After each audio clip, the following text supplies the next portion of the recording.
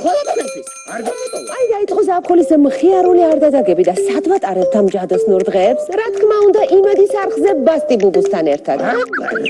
ლიზი, აბა მითხარი რა გეგმები გაქვს ამ არდადეგებზე? მინდა მეგობრებთან ერთად მხიარული არდადეგები გავატარო. და შემთხვევით არდადეგებზე სიმღერაც ხომ არ იცი? დიახ. რა კარგია. ესე იგი, კარგად მომზადებულ ხარ საზაფხულო არდადეგებისთვის. ყოჩა.